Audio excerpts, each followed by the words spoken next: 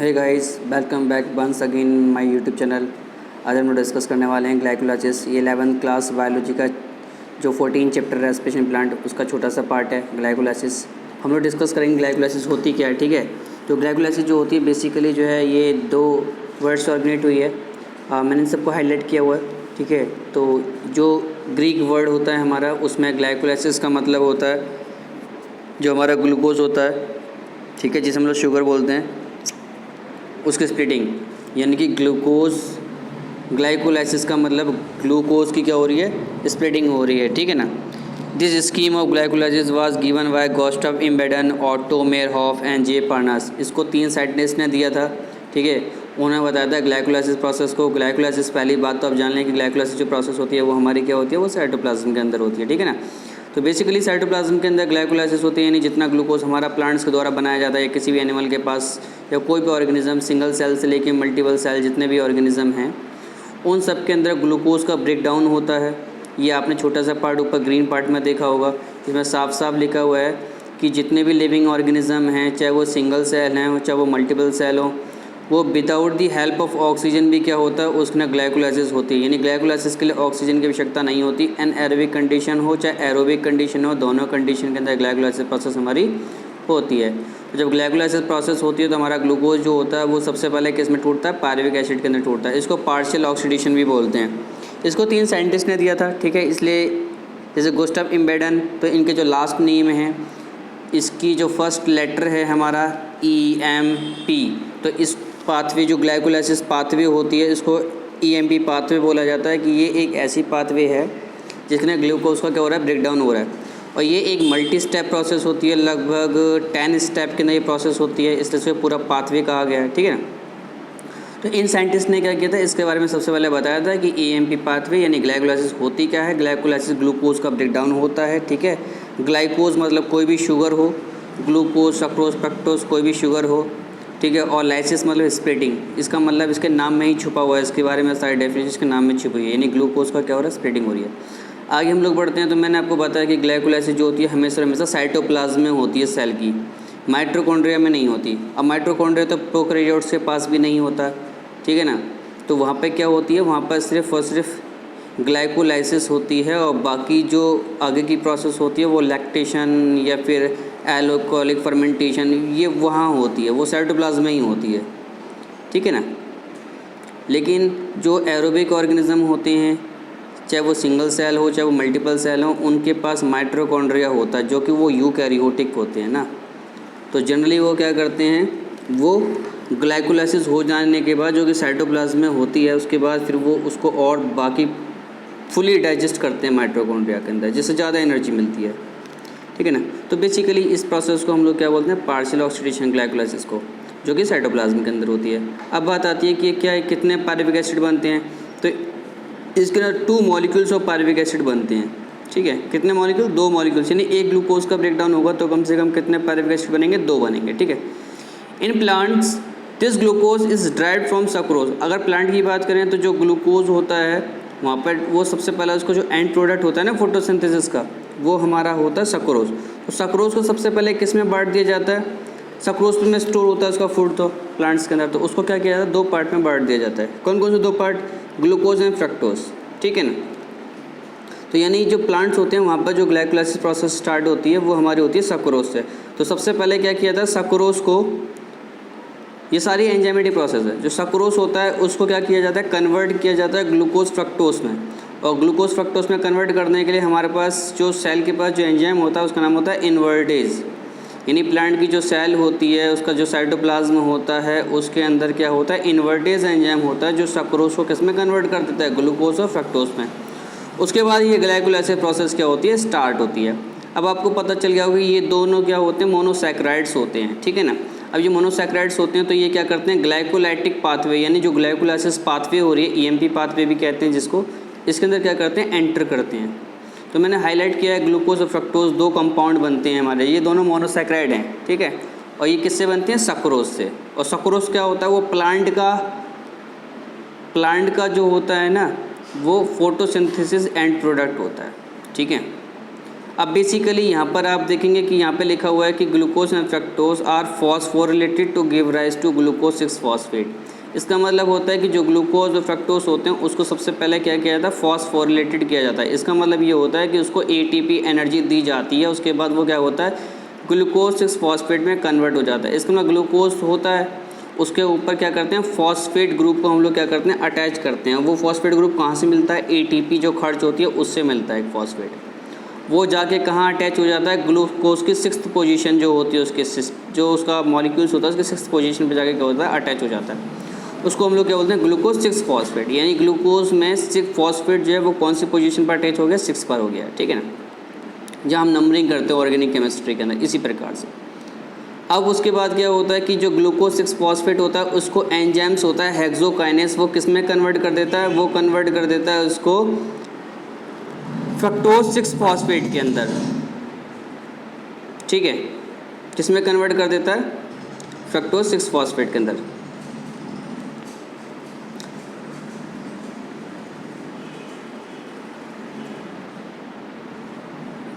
My mistake. Glucose and fructose are phosphated to give rise to glucose 6 phosphate. इसका मतलब जो होता है कि एटीपी दी जाती है और साथ में साथ क्या होता है, ग्लूकोज को है ना हेक्सोकाइनेस एंजाइम्स दिया जाता है। वो क्या करता है, वो एटीपी से जो फॉस्फेट निकलता है उसको ग्लूकोज ग्रुप पे अटैच करने में क्या करता है, मदद करता है, ठीक है ना। This phosphorylated form of glucose then isomerase. अब आपको पता है क्या होता है कि जब ये ग्लूकोज 6 फॉस्फेट बन जाता है ग्लूकोज से एटीपी यानी, और उस एटीपी में से इनऑर्गेनिक फॉस्फेट मिलने के बाद और साथ के साथ एक एंजाइम्स होता है एक्सोकाइनेस, ठीक है, ये तब कन्वर्ट हो जाता है ग्लूकोज 6 फॉस्फेट में। उसके बाद क्या होता है, एक आइसोमेरेज एंजाइम होता है साइटोप्लाज्म के अंदर ही, वो क्या करता है, ग्लूकोज 6 फॉस्फेट को कन्वर्ट कर देता है फ्रक्टोज 6 फॉस्फेट के अंदर, ठीक है, क्या करता है, फ्रक्टोज 6 फॉस्फेट के अंदर चेंज कर देता है। अभी भी 6 कार्बन कंपाउंड है सारे के सारे, भी जितने भी चेंज हो रहे हैं, ठीक है। उसके बाद क्या होता है, आगे बढ़ते हैं। इसके बाद ये चेन रिएक्शन 10 रिएक्शन है ये, ठीक है, 10 प्रोसेस में होगी कंप्लीट। उसमें क्या होता है, इसने ये बताया कि ये यहाँ तक पहुँचने के बाद आगे और भी प्रोसेस होती है ग्लाइकोलाइसिस की, ठीक है। उसमें क्या होता है, कुछ एटीपी का यूटिलाइजेशन होता है, जैसे हमने देखा पे एक एटीपी यूज़ हो गई, और कुछ एटीपीज बनती हैं, सिंथेसिस होती हैं हमारी, और कुछ NADH भी बनते हैं इस ग्लाइकोलाइसिस प्रोसेस के अंदर, ठीक है ना। इसको मैं यहाँ पे दिखाता हूँ, पहले इसको रीड कर लेता हूँ फिर उसके बाद मैं आपको दिखाता हूँ। ATP is utilize as 2 step. अब आपको पता है कि ATP 2 जगह यूज़ हुई है, एक पहली प्रोसेस के अंदर, ठीक है, in the conversion of glucose into glucose 6 phosphate, साथ में हमारा जो है हेक्सोकाइनेस एंजाइम्स भी था वहाँ पर, और सेकंड कन्वर्जन हुई है फ्रक्टोज 6 फॉस्फेट से फ्रक्टोज 1,6 फॉस्फेट। इसका मतलब ये है कि फ्रक्टोज 6 फॉस्फेट जो था वहाँ पर पहले एक ही फॉस्फेट ग्रुप था, जैसे ही हमने ATP दी उसको वैसे ही एक फॉस्फेट ATP में से निकल के कहाँ अटैच हो गया, ग्लूकोज 6 फॉस्फेट के पास अटैच हो गया, वो अटैच हुआ फर्स्ट पोजीशन पे, ठीक है ना। उसको बोला हमने फ्रक्टोज 1,6 बिस फॉस्फेट या बाई फॉस्फेट या डाई फॉस्फेट कह सकते हैं। इसका मतलब 2 फॉस्फेट ग्रुप जो हो गए वो फ्रक्टोज पर अटैच हो गए, ठीक है। अब जो फ्रक्टोज होता है हमारा ये नीचे आ जाते हैं, ये जो फ्रक्टोज होता है हमारा, ये हमारा 1,6 bis phosphate is split into dihydroxy acetone phosphate and 3 phosphoglycerate aldehyde. इसका मतलब ये जो फ्रक्टोज 1,6 फॉस्फेट है ये 2 पार्ट में टूट जाता है, DHAP dihydroxy acetone phosphate and 3 phosphoglycerate aldehyde, इसमें टूट जाता है, ठीक है ना। क्यों टूट जाता है, आपको पता है कि 1,6 बिस फॉस्फेट एक 6 कार्बन कंपाउंड जो कि अनस्टेबल होता है, 2 पार्ट में टूट जाता है, इन 2 पार्ट में टूट जाता है, ठीक है ना। उसके बाद क्या होता है, there is one step where NADH is use to from NAD। इसका मतलब ये जैसे ये जो होते हैं ना, ये दोनों के दोनों इंटर कन्वर्जन होते हैं, यानी डाईहाइड्रोक्सी एसीटोन फॉस्फेट और 3 फॉस्फोग्लाइसरेट एल्डिहाइड, ये आपस में क्या होते हैं, ये इंटर कन्वर्जन होते हैं, ये आपस में एक दूसरे के ना इंटर कन्वर्ज कर सकते हैं, ठीक है। मान लो डाईहाइड्रोक्सी एसीटोन फॉस्फेट जो होता है वापस से PGL में कन्वर्ट हो सकता है, तो इसका मतलब यहाँ पर अगर देखा जाए तो 2 प्रकार के 2 मॉलिक्यूल बनेंगे PGAL के, है ना, क्योंकि डाईहाइड्रोक्सी एसीटोन फॉस्फेट क्या हो सकता है, वो कन्वर्ट हो सकता है, यानी 2 मॉलिक्यूल्स हमारे किसके बन गए, 3 फॉस्फोग्लिसरॉल एल्डिहाइड के। अब क्या होता है, 3 फॉस्फोग्लिसरॉल एल्डिहाइड यानी PGAL क्या होता है, एक NAD को NADH के अंदर कन्वर्ट करता है, ठीक है, एक NAD को एक NADH के अंदर क्या करता है, कन्वर्ट करता है, ठीक है। और जब कन्वर्ट करता है तो PgEl में से क्या होता है, हाइड्रोजन रिमूवल होती है। जैसे हाइड्रोजन रिमूवल होती है, इसमें कम से कम 2 हाइड्रोजन रिमूवल होते हैं एक PgAl से, ठीक है। तो एक NaDH एक H पॉजिटिव बनाता है एक PgAl। मान लो 2 हैं ये, आपको पता है 2 हैं ये, तो 2 क्या बना, 2 NaDH प्लस में 2 H पॉजिटिव बना लेंगे। ये किससे बना लेंगे, 2 NAD पॉजिटिव से इसको बना लेंगे, ठीक है। ये मैंने आपको बता दिया। जब ऐसा होगा, जब इसका ऑक्सीडेशन होगा, ऑक्सीडेशन मतलब आपको पता है कि PgAl का क्या हो रहा है, हाइड्रोजन रिमूवल हो रहा है, रिमूव हो रहा है इसका। और जो साइटोप्लाज्म था उसके अंदर NAD पॉजिटिव नाम के कई सारे सब्सटेंस होते हैं, तो ऐसे 2 NAD positive 2 NADH plus H positive बना लेते हैं हमारे, ठीक है ना। ऑक्सीडाइज होगा, इसका मतलब हाइड्रोजन का क्या हो गया, इस PgAl से रिमूवल हो गया, ठीक है ना। उसके बाद अगर देखा जाए PgAl जब रिमूवल हो जाता है तो PgAl किस में कन्वर्ट हो जाता है, BPGA में। BPGA का मतलब 1,3-bis फॉस्फोग्लाइसरेट में बन जाता है, ठीक है। क्या बन जाता है, 1,3-bis फॉस्फोग्लाइसरेट। ऐसे 2 मॉलिक्यूल्स चलते रहेंगे साथ के साथ, ठीक है। फिर क्या होता है, उसके बाद ये BPGA जो होता है ये फिर से इसके अंदर ऑक्सीडेशन होती है और ये फिर से किस में चेंज हो जाता है, ये PGA में चेंज हो जाता है। आपकी बात किस में चेंज हो जाता है, PGA में चेंज हो जाता है, ठीक है। और इसमें काफ़ी एनर्जी निकलती है, तो जितनी एनर्जी निकलती है वो क्या होती है, वो हमारी स्टोर हो जाती है। फिर जब PGA में कन्वर्ट हो जाता है तो ये PGA क्या करता है, PGA से वापस से फॉस्फेनॉल पायरुवेट बनता है, कन्वर्जन होता है इसमें, तो इसमें फिर से एक ATP बनती है। यानी यहाँ पे कितनी ATP बन गई, 2 ATP बन गई और 2 NADH बन गए। 2 NADH कब बने 2 NADH? 2 NADH तब बने जब हमारा PgAl BPGA के अंदर कन्वर्ट हो गया। कब हुआ, जब हर एक PgAl में से एक NADH प्लस H पॉजिटिव बना ऑक्सीडेशन होने के बाद, क्योंकि हाइड्रोजन क्या हो गया, यहाँ से इस सब्सटेंस से रिमूव हो गए 2, ठीक है। और ऐसे कितने हाइड्रोजन रिमूव होंगे, 4 हाइड्रोजन रिमूव होंगे, 1 से 2 और 2 से 4, तब बन जाता है PBGA। तो यहाँ पर हमारे 2 NADH बन जाते हैं और 2 ATP का बनते हैं, 2 ATP तब बनते हैं जब PgAl जो होता है हमारा PgAl जो होता है हमारा कन्वर्ट होने के बाद BPGA बन जाता है। BPGA का फिर से जब कन्वर्जन हो जाता है ना PGA के अंदर, तब एक ATP बनती है और PGA जो होता है वो फॉस्फेनॉल पायरुवेट यानी PEP बना लेता है, तब एक ATP बनती है हमारी, ठीक है ना। उसके बाद क्या होता है, उसके बाद पायरुविक एसिड के अंदर कन्वर्ट हो जाता है ना। आई होप आपको ये पसंद आया होगा। देख लेते हैं इसमें स्ट्रक्चर में, बेसिकली फिर से देख लेते हैं। ग्लूकोज ATP से ADP बनती है, तो यहाँ पे यूटिलाइजेशन हुआ तो बन गया हमारा ग्लूकोज 6 फॉस्फेट, जिसमें से 6 पोजीशन में फॉस्फेट को अटैच होता है। उसके बाद होता है आइसोमेरेज एंजाइम आता है, ठीक है। वो क्या करता है, ग्लूकोज 6 फॉस्फेट को फ्रक्टोज 6 फॉस्फेट के अंदर कन्वर्ट कर देता है। उसके बाद क्या होता है, फिर से फ्रक्टोज 6 फॉस्फेट में क्या होता है, ATP दी जाती है। इसका मतलब होता है एक फॉस्फेट पहले से था, उसके पास एक और ATP खर्च होने के बाद इनऑर्गेनिक फॉस्फेट ATP में से निकलेगा और फ्रक्टोज पे जाकर अटैच हो जाएगा। कौन सी पोजीशन पर अटैच होगा, पहली वाली पर अटैच होगा, जिसको बोलते हैं फ्रक्टोज 1,6 फॉस्फेट। ये 6 कार्बन है।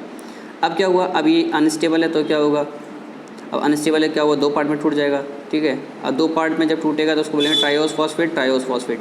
इसका मतलब हर एक पार्ट में एक फॉस्फेट है। एक का नाम रख दिया ग्लिसरॉल्डिहाइड 3 फॉस्फेट, ये 3 कार्बन बन गया और दूसरा 3 कार्बन बन गया। इन 6 कार्बन जब टूटेगा तो 3 कार्बन बनेगा। ये दोनों 3 कार्बन आपस में इंटर कन्वर्जन हो सकते हैं, चेंज हो सकते हैं, कोई भी किसी का रूप ले सकता है। तो मान लो ये जो है ऐसे ग्लिसरॉल्डिहाइड फॉस्फेट 2 बन गए, ठीक है ना। डाइहाइड्रोक्सी एसिड फॉस्फेट को भूल जाओ, क्योंकि ये इसमें कन्वर्ट हो सकता है।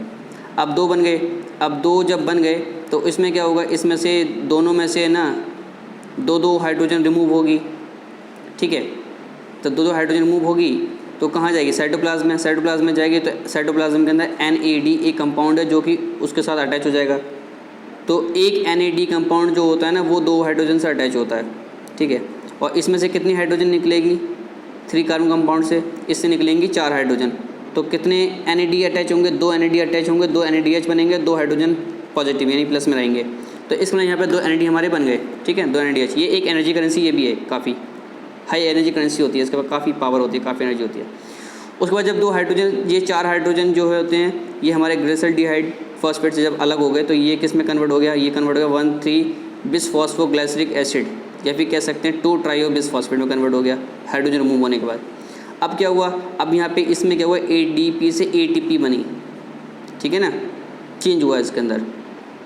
उसके बाद क्या हुआ, ये जो 1,3 बिसफॉस्फोग्लिसरिक एसिड था इसने एक ATP बना ली। उसके बाद क्या हुआ, इसमें से फिर इसने अपने आप को चेंज किया तो ये 3-फॉस्फोग्लाइसरिक एसिड बने, 3PGA बन गया। फिर 3PGA ने क्या किया, ये दो मॉलिक्यूल्स हैं सब एक साथ चल रहे हैं, ठीक है ना। अब क्या हुआ, फिर 2-फॉस्फोग्लिसराइड बन गया। उसका 2-फॉस्फोग्लिसराइड ने क्या किया, अपने में से H2 को रिलीज़ किया। H2 रिलीज़ करते ही ये किस में बन गया, फॉस्फोपाइरुवेट बन गया। फॉस्फोपाइरुवेट ने पायरुविक एसिड में कन्वर्ट होने के लिए एक ADP से फिर से एक ATP बना ली। इसका मतलब ये टोटल 2 ATP इसका ना यूटिलाइज होती हैं, 2 ATP फॉर्मेशन होती हैं, 2 NADH और 2 H पॉजिटिव जो होते हैं इसकी फॉर्मेशन होती है, ठीक है ना। तो इस प्रकार से एक ग्लूकोज से 2 पायरुविक एसिड हमारे बन जाते हैं, ठीक है ना। अगर आपको ये वीडियो पसंद आए तो लाइक करें, सब्सक्राइब करें, शेयर करें, कमेंट करें और आने वाले वीडियोस का नोटिफिकेशन आप तक आ जाएगा अगर आपने बेल बटन दबा दिया नीचे, ठीक है। Okay, bye bye, tata, see you. आगे लेक्चर में कवर करेंगे कि जो पायरुविक एसिड होता है ये इसके बाद क्या क्या कन्वर्जन होता है, ठीक है ना। तो इसी प्रकार से हमारी सारी NCERT कवर होंगी इसके अंदर। बायोलॉजी की, फिजिक्स, केमिस्ट्री की NCERT कवर करने की कोशिश करेंगे और लाइव क्लासेस लेंगे हम आपकी, ठीक है, सभी लेक्चर की। अगर आपको पसंद आए तो आपको पता है क्या करना है, ठीक है ना। Okay, bye bye, tata, see you.